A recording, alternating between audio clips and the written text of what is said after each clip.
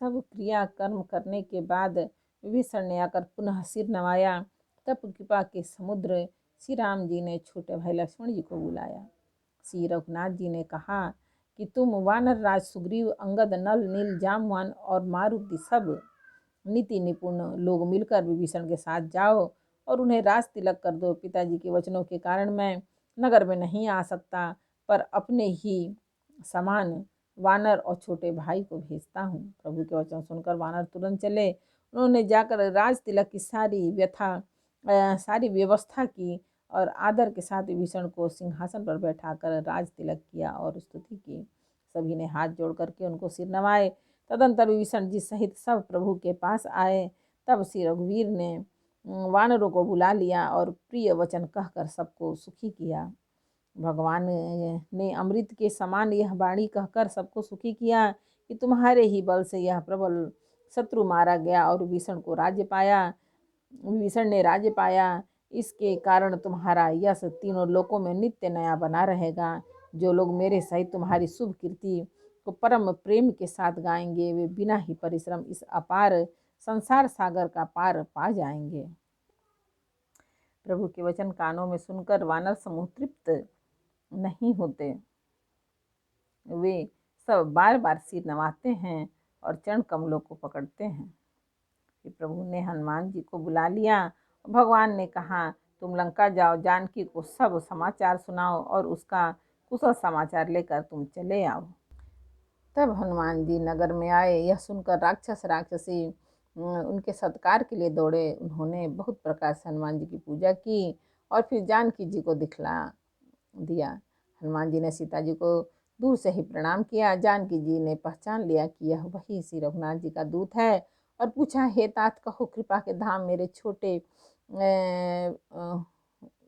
धाम मेरे प्रभु छोटे भाई और वानरों की सेना सहित कुशल से तो हैं। हनुमान जी ने कहा, हे माता, कौशलपति श्री राम जी सब प्रकार से सकुशल हैं। उन्होंने संग्राम में 10 सिर वाले रावण को जीत लिया है और विभीषण ने अचल राज्य प्राप्त किया है। हनुमान जी के वचन सुनकर सीता जी के हृदय में हर्ष छा गया। श्री जानकी जी के हृदय में अत्यंत हर्ष हुआ। उनका शरीर पुलकित हो गया और नेत्रों में जल छा गया। वे बार बार कहती हैं, हे हनुमान, मैं तुझे क्या दूं? इस वाणी के समान तीनों लोकों में और कुछ भी नहीं है। हनुमान जी ने कहा, हे माता सुनिए, मैंने आज निसंदेह सारे जगत का राज्य पा लिया।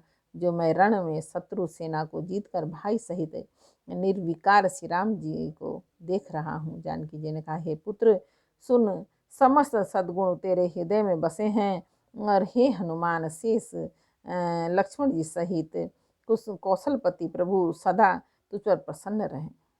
हे तात, अब तुम वही उपाय करो जिससे मैं इस नेत्रों से प्रभु के कोमल श्याम शरीर के दर्शन करूं। तब श्री रामचंद्र जी के पास जाकर हनुमान जी ने जानकी जी का कुशल समाचार सुनाया। सूर्य कुलभूषण श्री राम जी ने संदेश सुनकर युवराज अंगद और विभीषण को बुला लिया और कहा, पवन पुत्र हनुमान के साथ जाओ और जानकी जी को आदर के साथ ले आओ। वे सब तुरंत ही वहां गए जहाँ सीता जी थीं। सब राक्षसियां नम्रतापूर्वक उनकी सेवा कर रही थीं। विभीषण जी ने शीघ्र ही उन लोगों को समझा दिया। उन्होंने बहुत प्रकार से सीता जी को स्नान कराया, बहुत प्रकार से गहने पहनाए और फिर एक सुंदर पालकी सजा कर ले आए। सीता जी प्रसन्न होकर सुख के धाम प्रियतम श्री राम जी का स्मरण करके उस पर हर्ष के साथ चढ़ी। चारों ओर हाथों में छड़ी लिए रक्षक चले। उनके मनों में परम उल्लास है और ऋक्षवानर सब दर्शन करने के लिए आए। तब राक्षस क्रोध करके उनको रोकने दौड़े। तब रक्षक क्रोध करके उनको रोकने के लिए दौड़े। श्री रघुवीर ने कहा, हे मित्र, मेरा कहना मानो और सीता जी को पैदल ले आओ, जिससे वानर उसको माता की तरह देखें। गोसाई श्री राम जी ने हंसकर ऐसा कहा। प्रभु के वचन सुनकर ऋक्षवानर हर्षित हो गए। आकाश में देवताओं ने बहुत से फूल बरसाए। सीता जी के असली स्वरूप को पहले अग्नि में रखा था। अब भीतर के साक्षी भगवान उनको प्रकट करना चाहते हैं। इसी कारण करुणा के भंडार श्री राम जी ने लीला से कुछ कड़े वचन कहे। इन्हें सुनकर सब राक्षसियां विषाद करने लगीं। प्रभु के वचनों को सिर चढ़ाकर मन वचन कर्म से पवित्र सीता जी बोली। श्री सीता जी बोली, हे लक्ष्मण, तुम मेरे धर्म के नेगी बनो और तुरंत आग तैयार करो। सीता जी की विरह, विवेक, धर्म और नीति से सनी हुई वाणी सुनकर लक्ष्मण जी के नेत्रों में विषाद के आंसुओं का जल भर आया। वे दोनों हाथ जोड़े खड़े रहे। वे भी प्रभु से कुछ कह नहीं सकते। फिर श्री राम जी का रुख देखकर लक्ष्मण जी दौड़े और आग तैयार करके बहुत सी लकड़ियां ले आए। अग्नि को खूब बढ़ी हुई देखकर जानकी जी के हृदय में हर्ष हुआ। उन्हें भय कुछ भी नहीं हुआ। सीता जी ने लीला के से कहा, यदि मन वचन और कर्म से मेरे हृदय में इसी रघुवीर को छोड़कर दूसरी गति अन्य किसी का आश्रय नहीं है, तो अग्निदेव जो सबके मन की गति जानते हैं, मेरे मन की गति जानकर मेरे लिए चंदन के समान शीतल हो जाए। प्रभु श्री राम जी का स्मरण करके और जिनके चरण महादेव जी के द्वारा वंदित हैं तथा जिनमें सीता जी का अत्यंत विशुद्ध प्रीति है, उन कौशलपति की जय बोलकर जानकी जी ने चंदन के समान शीतल हुई अग्नि में प्रवेश किया। प्रतिबिंब छाया सीता जी की छाया मूर्ति और उनका लौकिक कलंक प्रचंड अग्नि में जल जाए। प्रभु के इन चरित्रों को किसी ने नहीं जाना। देवता, सिद्ध और मुनि सब आकाश में खड़े देखते हैं।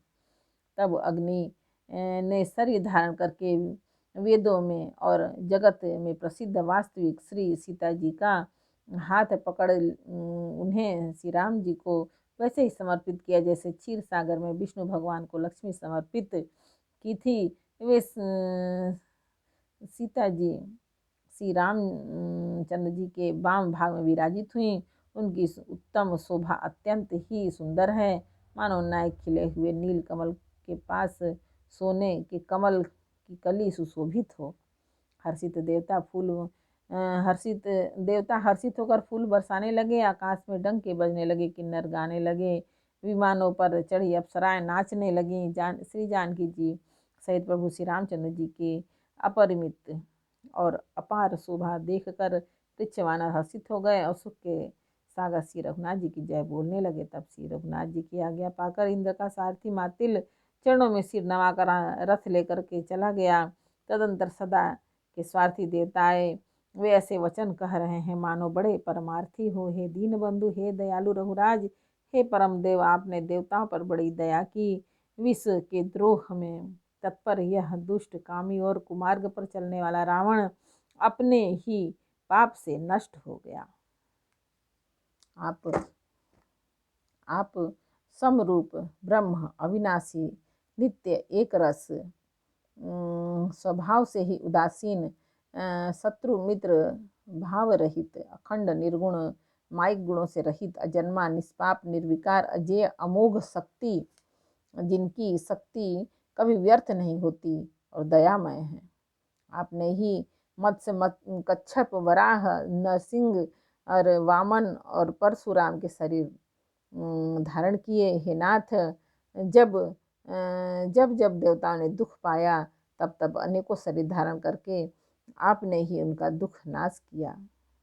यह दुष्ट मलिन हृदय देवताओं का नित्य शत्रु, काम, लोभ और मद के परायण तथा अत्यंत क्रोधी था। ऐसे अधमों के शिरोमणि ने भी आपका परम पद पा लिया। इस बात का हमारे मन में आश्चर्य हुआ। हम देवता श्रेष्ठ अधिकारी होकर